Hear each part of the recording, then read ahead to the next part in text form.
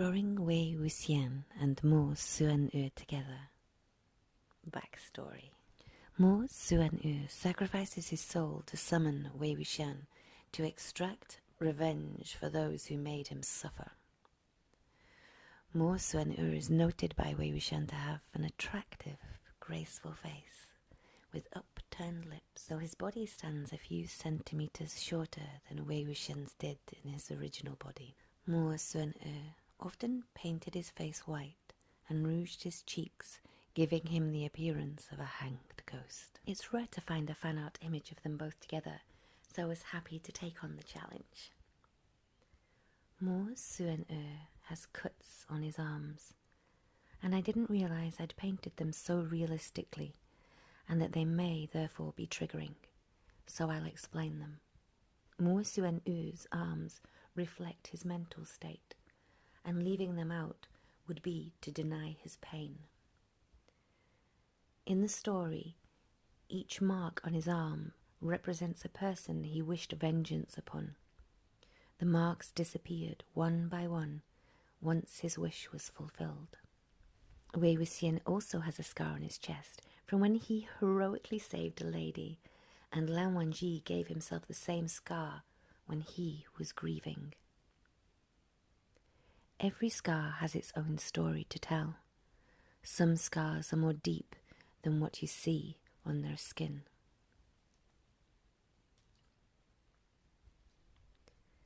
Mo Xuányŭ's fingertips are red because he didn't have any ink, as his cousins stole and trashed all of his belongings and then locked him in a room. And he had to write in his own blood. Mo Xuányŭ's story is truly heartbreaking. He gave up his life to Wei Wuxian, and I've tried to capture a moment when they both saw each other during the transition.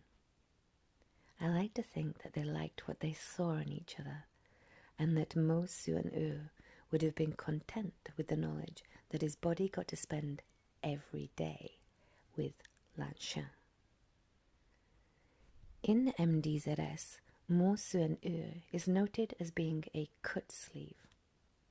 I was interested to discover where this term originated. I liked the words cut sleeve. Homosexuality may remain a taboo in today's China, but the ancient Chinese held far more liberal views on the subject. In Han Dynasty China, bisexuality was the norm. So tender was Emperor Ai's love for his male companion that when he had to get up, instead of waking his lover, he cut the sleeve off his robe.